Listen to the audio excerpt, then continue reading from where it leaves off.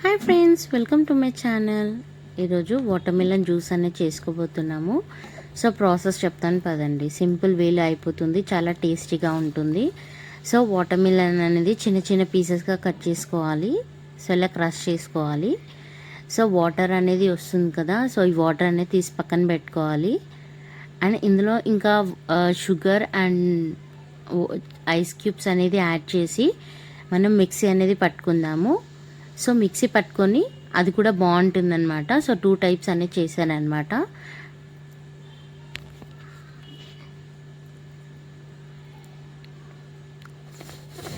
So ఎండాకాలం కూడా వచ్చేసింది కదా, ఇప్పుడు చాలా జ్యూసెస్ అనేది నేను పెడతానమాట, వీడియోస్ అనేవి. సో నాకు సపోర్ట్ చేయండి. సో నేను ఇంకా మంచి మంచి రెసిపీస్ అనేది షేర్ చేస్తాను. సో ఇది మిక్సీ పట్టిన తర్వాత అనమాట. సో మళ్ళీ ఐస్ క్యూబ్స్ అనేది పైన వేసుకొని తాగితే ఇంకా చాలా బాగుంటుంది. అండ్ ఇప్పుడు ఎండాకాలం కూడా వచ్చింది కాబట్టి చాలా చల్లగా టేస్టీగా చాలా బాగుంటుంది.